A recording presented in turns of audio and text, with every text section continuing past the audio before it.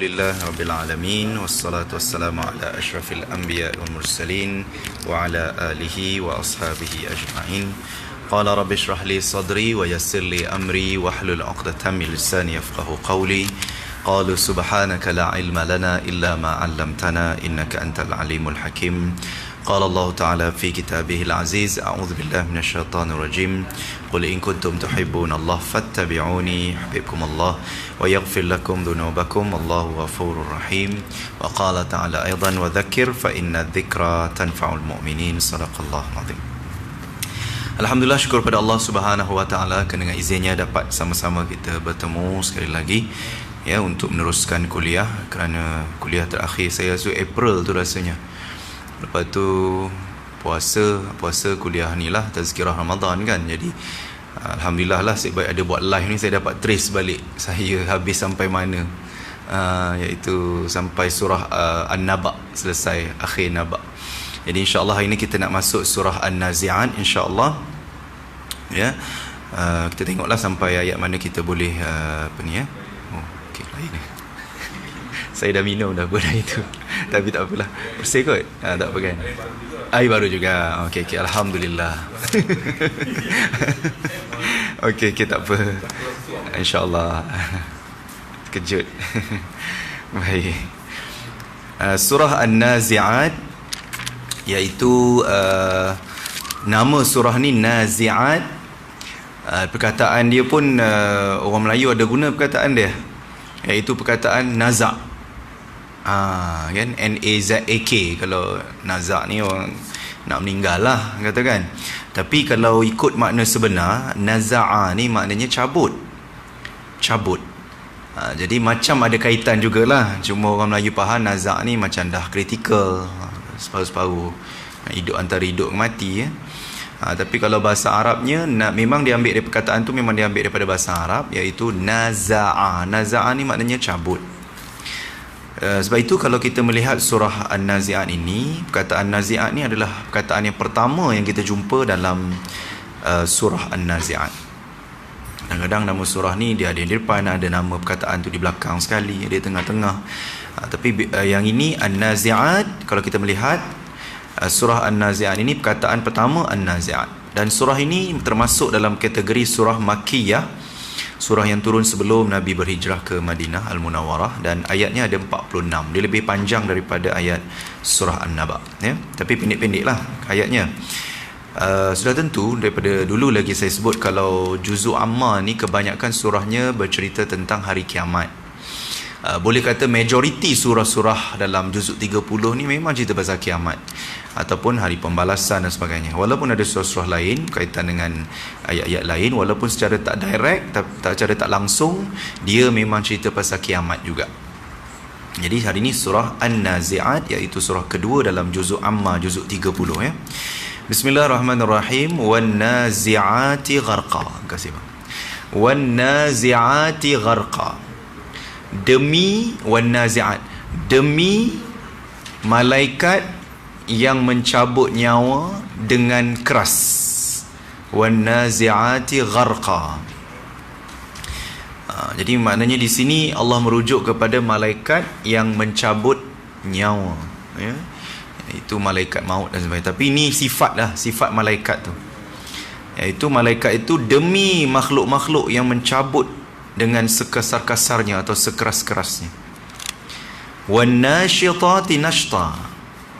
Dan demi makhluk ya yang mencabut nyawa dengan lemah lembut ya.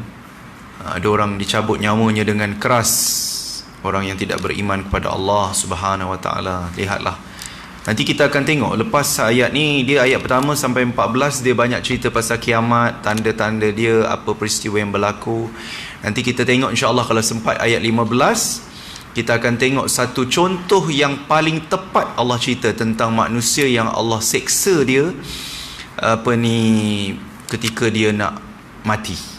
Ada kisah siapa dia? Tunggu jap lagi saya ustaz cerita. Baik. Jadi makna tadi makhluk dicabut nyawa, malaikat yang mencabut nyawa dengan keras, malaikat yang mencabut nyawa dengan lemah lembut. Was-sabihati sabha. dan demi makhluk-makhluk yang bergerak dengan cergas. Ya, kalau ikut sabaha ni maknanya berenang, swimming. Kalau dalam bahasa Arab yasbah ni makna berenang. Tapi takkan nak kata malaikat pergi berenang pula kan, macam kita pula tak. Tapi maksudnya malaikat ni dia bergerak dengan cergas. Ya, maknanya apa sahaja diperintah oleh Allah, tak ada dalam malas-malas ke kan, tak adalah macam orang kata nantilah kejap lagi lah dulu, kejap-kejap lagi lah kan, nak mengopi ke nak mengetih dulu ke apa ke kan, tak ada. Malaikat ni Allah cakap sam'an wa ta'atan, sami'na wa ata'na kan, kami dengar, kami taat perintah Allah. Maknanya dia tak ada dakwa-dakwi, dia tak ada apa orang kata minta postpone ke apa, tak ada. Dia jalan dengan lancar tugas dia. Fasabiqati sabqa, dan malaikat-malaikat ni juga dia saling berlumba-lumba untuk melaksanakan tugasannya, dengan baik dan dengan cekap. Kalau kita sekarang istilahnya dengan efisien lah, ya, dengan penuh tanggungjawab pada Allah Subhanahu Wa Taala. Maknanya Allah perintah kau cabut nyawa, cabut. Kau perintahkan beri rezeki pada manusia, beri rezeki. Kan, mencatat amalan. Jadi malaikat ni dia tidak ada nafsu seperti kita, tuan-tuan. Dia sebab kita ni ada nafsu lah, yang sebab itu kadang-kadang iman kita naik turun. Kalau iman naik, kita pun ibadat bagus. Bila iman kita turun, maknanya terikut hawa nafsu, maknanya jadi malas pula kan. Jadi macam tu. Tapi malaikat ni dia tidak ada nafsu. Bila tak ada nafsu, maknanya tidak ada, apa saja Allah perintah dia akan jalankan dengan penuh tanggungjawab. Ya, dengan macam kita sebut lagi, dengan efisiennya, dengan dedikasinya, dengan bersungguh-sungguh. Sebab itu disebut sabiqat. Sabiqat ni dia berasal daripada perkataan musabaqah, competition, musabaqah, pertandingan. Tapi bukanlah pertandingan apa di sini, tapi maksudnya malaikat ni memang berlumba-lumba nak melaksanakan tanggungjawab pada Allah dengan penuh tanggungjawab, dengan sempurna, ya. Kemudian satu lagi sifat malaikat di sini, 5 ayat cerita pasal sifat malaikat je. Fal mudabbirati amra. Ayat kelima ni disebutkan bahawa malaikat ni, kalau tuan-tuan puan-puan tengok di situ, al-mudabbir, mudabbir ni kalau kita dalam bahasa kita pentadbiran.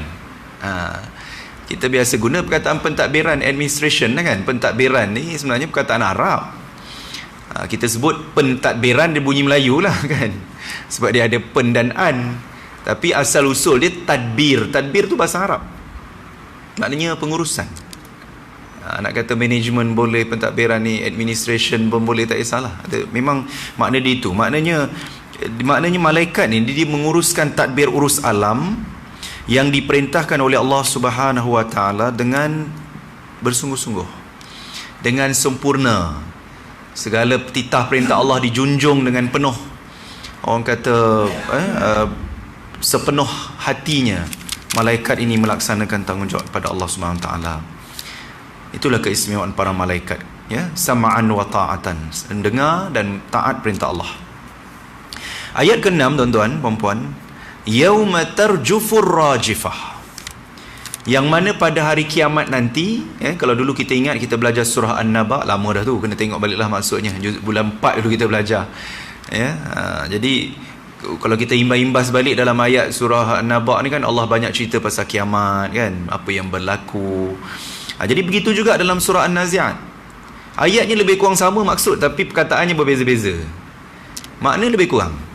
Yauma tarjufur rajifah. Apa makna? Hari yang mana, ya, tiupan sangkakala pertama. Hari tiupan sangkakala pertama tu dalam bahasa Arab disebut, dalam bahasa Quran, ar-rajifah. Tarjufur rajifah, ar-rajifah. Itu adalah sangkakala pertama. Tatba'uha radifah. Bunyi dia nampak dekat-dekat. Tiupan sangkakala yang kedua disebut radifah. Dia pakai dal.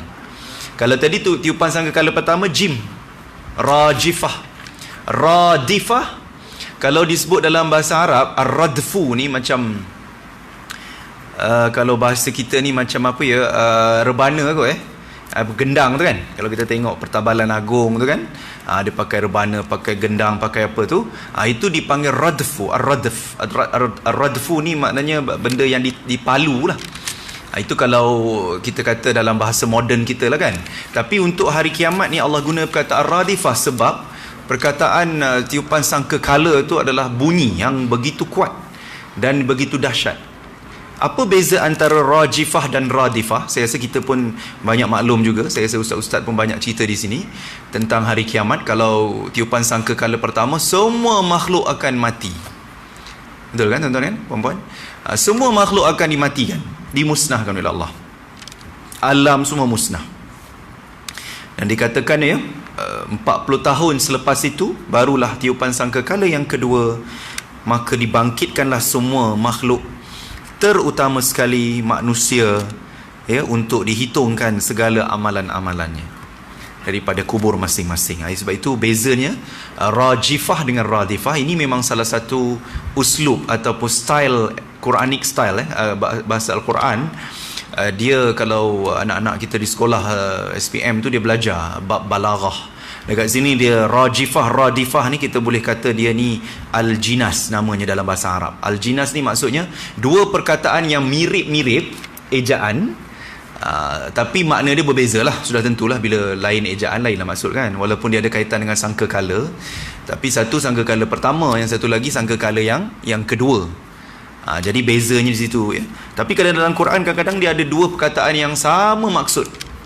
Sama ejaan, exactly sama dua perkataan, tapi dua maksud yang berbeza. Kalau tuan-tuan ingat dulu saya ajar surah An-Naba tu yang dia ada perkataan illa hamima wa ghassaqah, tentang azab dalam neraka. Allah kata mereka tidak akan merasa sejuk dan tidak ada minuman kecuali hamima wa ghassaqah, air panas menggelegak dengan nanah juga bercampur darah. Na'udzubillah kan. Hamim tu, ramai orang nama Hamim. Ada tak tuan-tuan dalam ni nama Hamim? Tak ada kot. Tapi mungkin kawan-kawan nama Hamim, ataupun isteri kita nama Hamimah ke contohnya. Oh, patutlah menggelegak je ustaz, nama dia Hamim tu menggelegak. Bukan macam ni ya. Bawa bertenang ya. Jangan risau, jangan balik ni pergi kutuk kawan ke, pergi kecam kawan dalam grup ke, janganlah. Ni ustaz nak memperbetul, bukan nak memperbetul. Sebab memang Hamim tu salah satu maksud dia adalah air panas menggelegak. Itu azab dalam neraka lah. Tapi bawa bertenang sebab kalau nama orang tu Hamim ataupun Hamimah, itu positif maksud dia. Jadi bertenang jangan risau. Kalau kata takut pula kaya apa nama Hamim nak PJPM nak tukar nama. Kan? Rupanya nama satu Hamim ejaan dia exactly sama. Sama exactly. Hamim Yamim, ha pedas. Rupanya maksud dia BFF. Best friend forever lah kalau orang sekarang kata.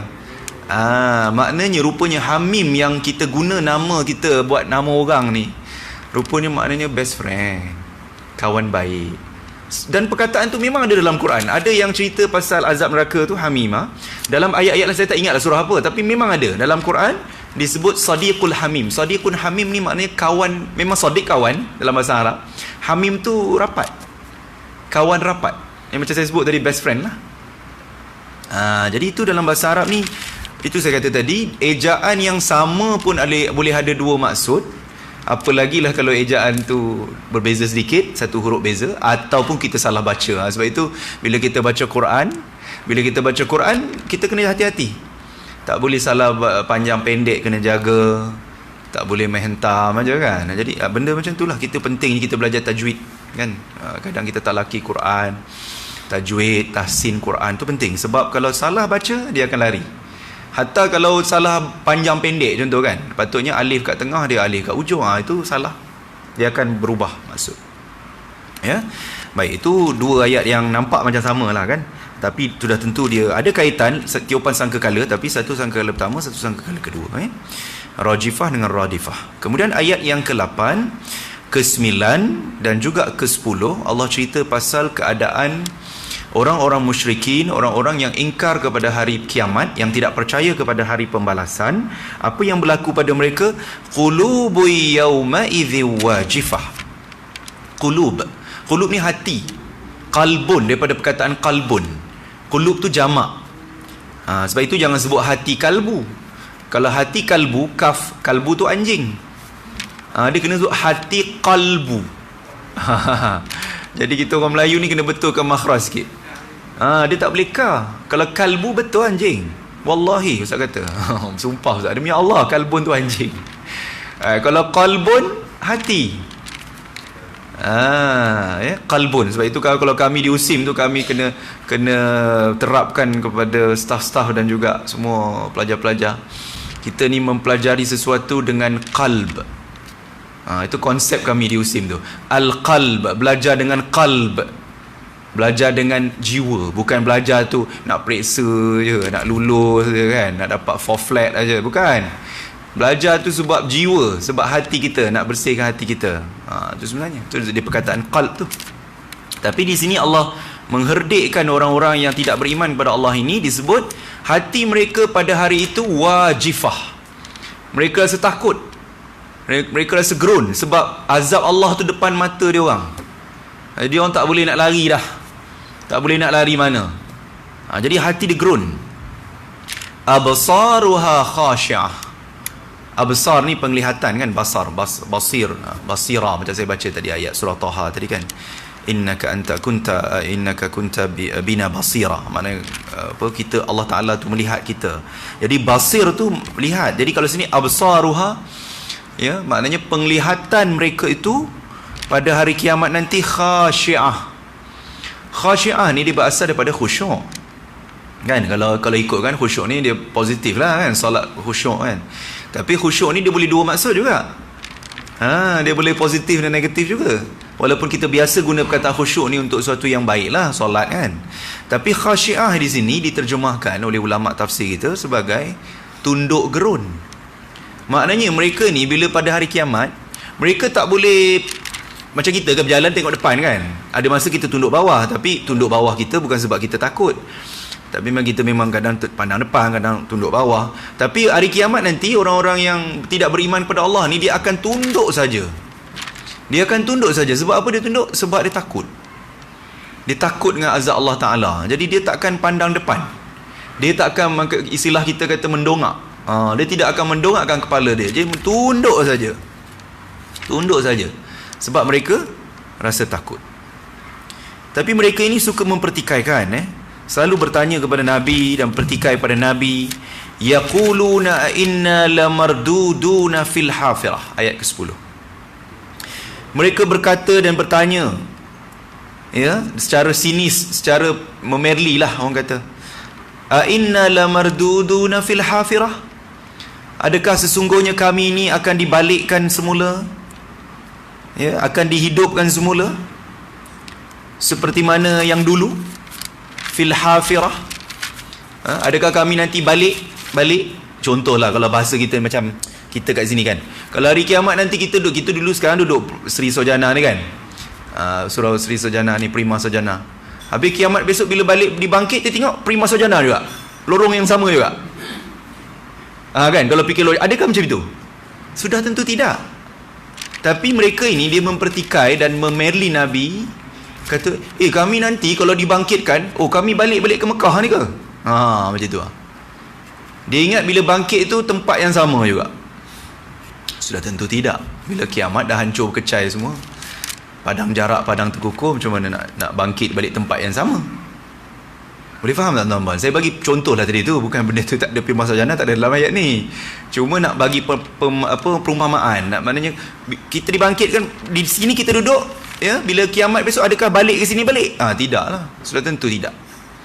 Tapi itu yang dicuba dipertikaikan oleh orang-orang musyrikin ini, dan mereka memerli Nabi dengan sebab mereka ni tak percaya pada hari pembalasan. Jadi mereka menganggap benda tu macam satu gurauan atau sindiran atau ejekan lah, penghinaan kepada Rasulullah sallallahu alaihi wasallam, ya.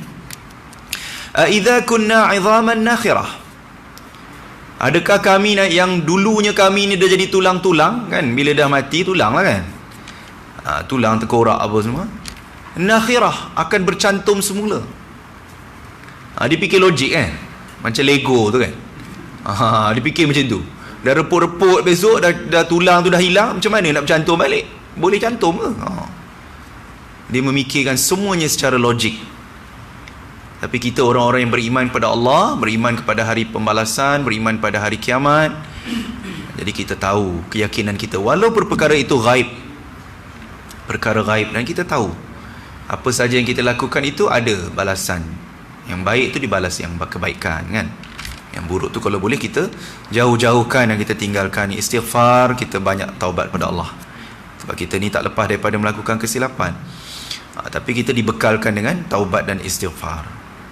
Tapi ini orang ini memang dia tak ada fikirlah benda tu. Sebab dia fikir benda tu secara logik kan. Dia fikir kalau macam istilah kita ni macam mati katak kan. Kalau mati-mati je lah, tak ada benda, tak ada nak bangkit-bangkit, tak adalah nak apa, semua tak ada. Itu yang dia menghina apa yang Nabi sampaikan pada mereka. Qalu tilka idzan karratun khasirah. Ayat 12. Mereka pun masih berkata dalam keadaan menghina itu, mengejek itu, mereka kata tilka idzan karratun khasirah. Kalaulah keadaannya begitu, maka kami balik itu dalam keadaan rugi, khasirah kan. Innal insana lafi khusr. Tapi itu Allah cerita pasal masa. Tapi di sini Allah cerita pasal khasirah, iaitu manusia ini berada dalam bukan manusia rugi. Maknanya mereka rasa kalau kami balik tempat asal ni rugi, kami tak nak lah. Kalau boleh balik sini, balik tak nak lah, ruginya. Mereka kata begitu dalam keadaan menghina. Tetapi Allah balas balik pada mereka dengan penghinaan yang lebih dahsyat. Fa innama hiya zajratu wahidah. Kamu akan balik, kamu jangan bimbang. Kamu balik itu bercantum balik tulang-tulang kamu semua, wahai orang-orang musyrikin, kata Allah pada mereka, dengan sekali jeritan sahaja. Zajratu wahidah. Wahidah tu satu, zajrah tu jeritan, iaitu tiupan sangkakala tadi tu. Kita jangan fikirkan tuan-tuan, jangan tanya ustaz macam mana bercantum lah, jangan tanya. Ustaz pun tak tahu. Ya, Nabi SAW pun tak tahu bagaimana keadaan tu Allah akan jadi. Cuma dia ada dalam Quran. Kita jangan pertikaikan apa yang ada di dalam Al-Quran. Fa idzahum bis-sahirah. Mereka akan dibangkitkan dan diletakkan di atas padang yang putih rata, di atas muka bumi yang putih rata. Maknanya mereka akan dibangkit dan mereka akan berada di satu padang yang luas. Dah tak ada dah bentuk muka bumi ke apa ke, tempat mana, Malaysia ke Saudi ke mana, tak ada dah. Tak ada dah. Dia rata semua.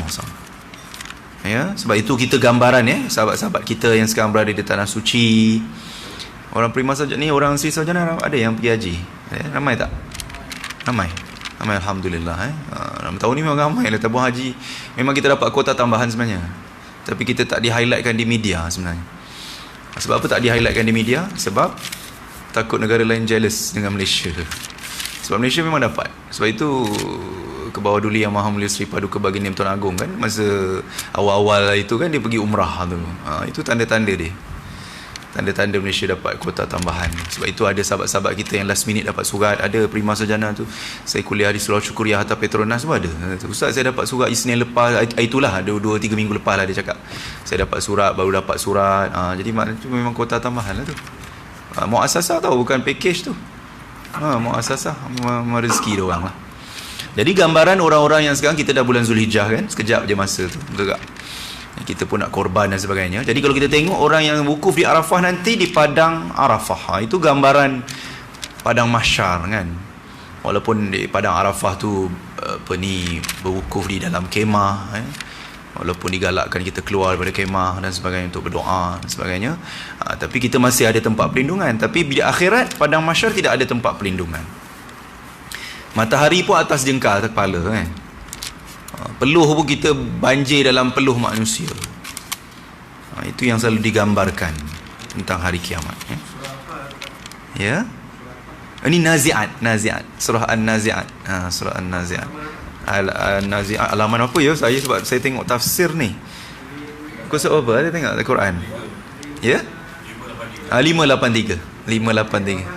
Ayat sekarang kita berada di ayat yang ke-10 ke-14. Sekarang nak masuk 15 lah.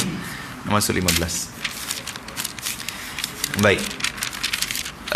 Itu yang dicerita tentang kiamat tadi ya. Bila masuk ayat 15, macam saya cakap tadi, ayat 15 ni Allah Subhanahu Wa Taala nak bagi contoh. Example kat kita, contoh manusia yang paling durjana, contohnya yang kena dengan ayat-ayat yang tadi tu. Allah tak cerita pasal apa Abu Lahab dia ada surah special dia, Abu Lahab kan. Dia special. Surah special bukan sebab dia special, sebab dia ni Allah nak bagi contoh kat dia kan. Tapi dekat sini Allah bagi cerita tu tentang Fir'aun. Tapi mula-mula Allah sebut tentang Nabi Musa lah. Tapi Allah bagi contoh di sini manusia yang paling teruk sekali, yang berkenaan dengan apa yang Allah sebut tadi tu. Allah cerita tentang kisah Nabi Musa AS dengan Fir'aun. Kita tengok sini ayat ke-15. Hal ataka hadithu Musa. Adakah telah datang kepada kamu kisah Nabi Musa AS? Kan? Kita tahu dalam Quran ni, kita usah cerita dulu lama dah. Nabi Musa ni kisah dia paling banyak dalam Quran. Kan? Bukan surah Nazi'at je, apa-apa surah banyak cerita. Kan? Kalau kita pergi Palestin tu, kubur ataupun makam Nabi Musa, bukan kubur lah, makam Nabi Musa, dia terletak dipanggil Jabal Wadi Musa, dia panggil. Jabal Wadi Musa ni maksudnya Bukit Lembah Musa. Kita pergilah masjid tu, pergi masjid makam Nabi Musa. Rupanya makam tu bukan kubur ada jasad dalam dia tau. Kita kalau pergi tempat-tempat yang bersejarah ni, bumi-bumi Anbiya ni, tak semestinya bila kita sebut makam tu dia kubur. Maksudnya kubur ada jasad dalam dia kan. Bila sebut makam ni mungkin tempat dia singgah saja. Tempat dia singgah, bukan semestinya ada jasad. Kalau ada jasad dalam bahasa Arab, kalau kita pergi ke sana, dia ada signboard tulis. Dia tulis Darih. Darih, Dad, Ra, Ya, Ha pedas. Darih. Kalau disebut makam Darih, itu maknanya makam yang ada jasad. Makam ada jasad. Kalau dia tulis makam saja, tak tentu juga. Kat sana banyak. Saya tak ingat saya pergi makam apa itu kat Palestin tu. Ada lagi makam-makam lain lah. Nabi Syuaib. Kalau Nabi Syuaib tu rasanya betul yang kalau dekat masjid tu. Saya tak ingat apa nama. Kalau Nabi Syuaib tu dekat Jordan. Dekat Jordan. Itu rasa saya betul. Yang itu memang Darih. Makam Nabi Yusha, itu panjang tuan-tuan, makam dia daripada sana sampai sana. Tinggi kan orang dia? Bukan sebab tinggi. Bila kita tengok kubur, panjangnya kubur ni, panjang betul. Bukan sebab dia tinggi. Sebab dia apa? Sebab dia tak tahu exactly kat mana kubur dia. Yang dia tahu daripada sana, mungkin sana sampai sana. Jadi daripada nak mengelak takut terpijak ataupun takut apa, jadi dia buat kubur tu daripada sana sampai sana. Bukan sebab fizikalnya tinggi. Kita duk ingat macam tu kalau kita tengok jejak Rasul kat TV tu kan, dia panjang kubur. Bukan sebab dia tinggi, sebab dia tak tahu kat mana sebenarnya kubur tu secara tepat. Cuma dia tahulah kawasan tu. Sebab tu dia tinggi. Kita kena faham tu. Kita ingat Nabi-Nabi dulu ni tinggi-tinggi. Nabi Adam Allah alam lah, orang kata memang tinggi kan. Tapi kalau Nabi-Nabi lain tu tidak. Tinggi ni lebih kurang kita je. Lebih kurang kita, saiz kita je pun mungkin tinggi daripada kita sikit lah. Tapi taklah sepanjang itu kan. Jadi jangan kita ingat panjang tu sebab dia fizikal dia tinggi. Baik. Jadi kisah Nabi Musa, idh nadahu rabbuhu bil wadil muqaddasi tuwa. Ini kalau masa jejak Rasul puasa itu dia tunjuk wadi suci, oasis, wadi lembah yang suci. Nama wadi ni Wadi Tuwa. Tuwa tu nama lembah tu lah, dan terletak berhampiran dengan Mesir, dekat dengan Mesir. Jadi lembah ini ada yang kata dia antara Mesir dan juga negeri Syam, tapi jauh juga tu. Syam maknanya kalau Mesir yang paling dekat Palestin lah dengan Mesir kan. Dia kalau yang dekat selatan tu Mesir tu dia dekat dengan tapi tempat tu Israel control lah. Israel control tempat tu. Kalau yang Mesir tu Sharm el-Sheikh dipanggil, Sharm el-Sheikh tu dekat Mesir, Egypt.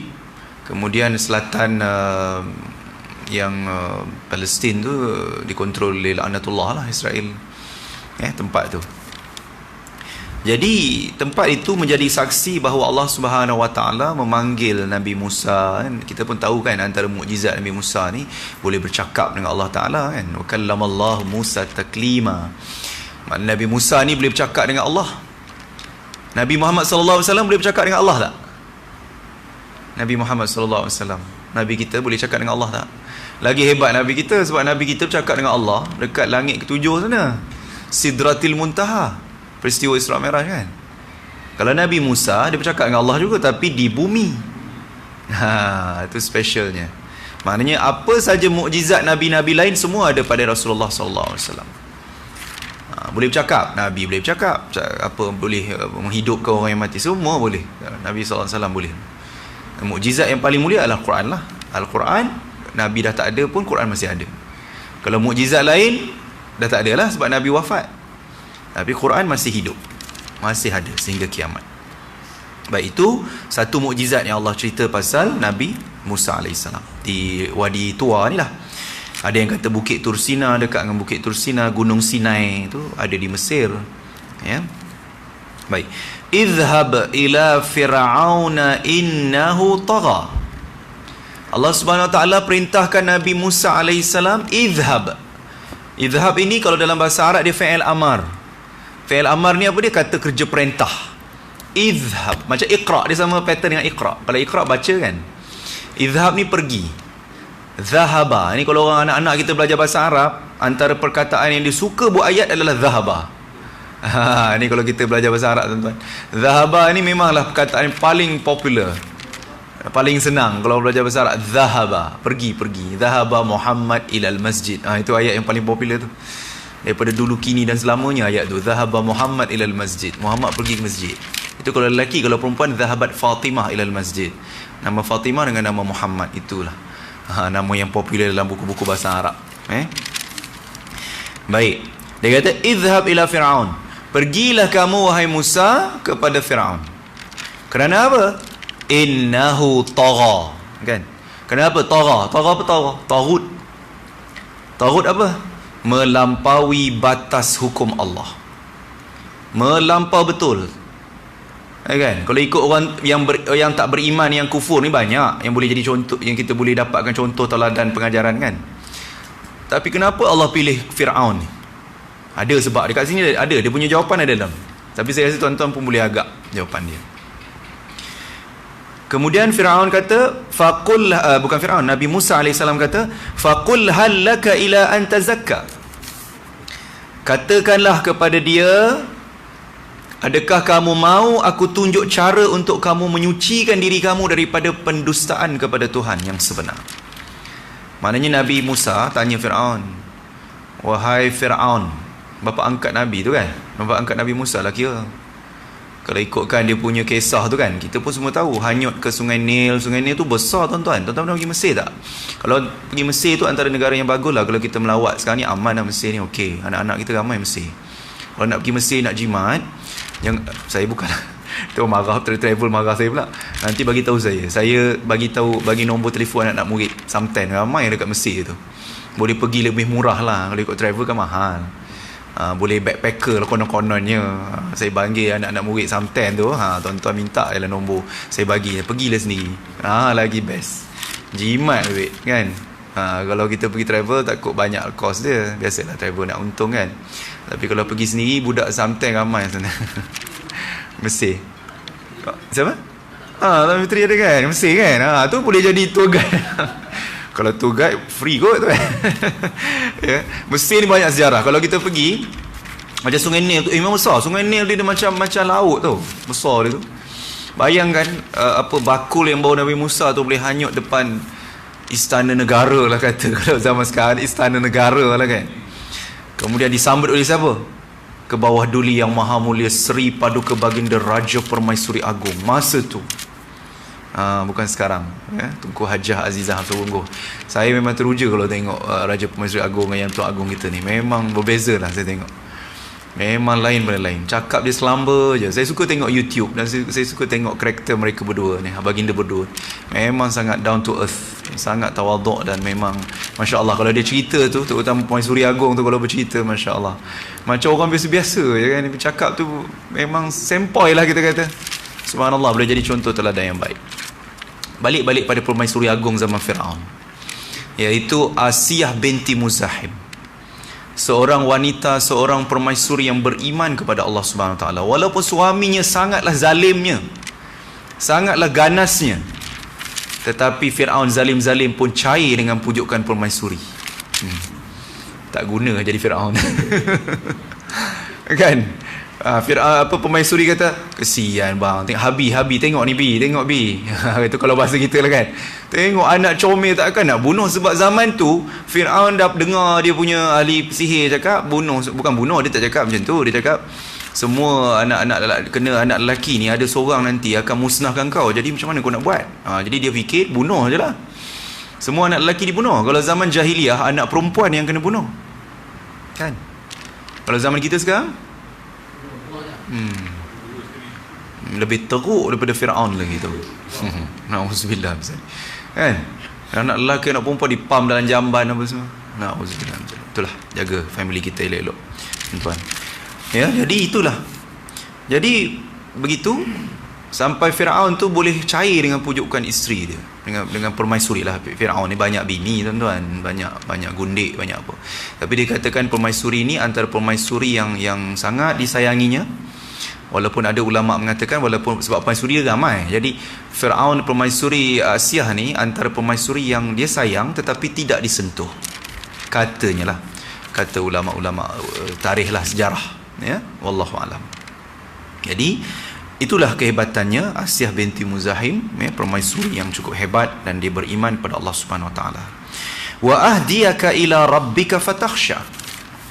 Dan Nabi Musa berkata kepada Firaun, wa ahdiyaka, dan aku nak berikan kamu petunjuk. Ahdiyaka daripada perkataan hidayah, daripada perkataan huda, petunjuk, guidance.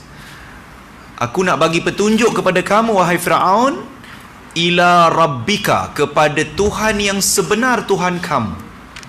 Fatakhsha, supaya kamu rasa takut. Takut kamu tu takut kepada Tuhan yang sebenar. Bukan yang kamu ni Tuhan. Tuhan tu ada Tuhan yang sebenar. Nanti dia ada sebut dalam ni. Kenapa Allah Subhanahu Wa Taala jadikan contoh Firaun yang paling durjana sekali, ada sebab di dalam ni. Fa'arahul ayatal kubra, maka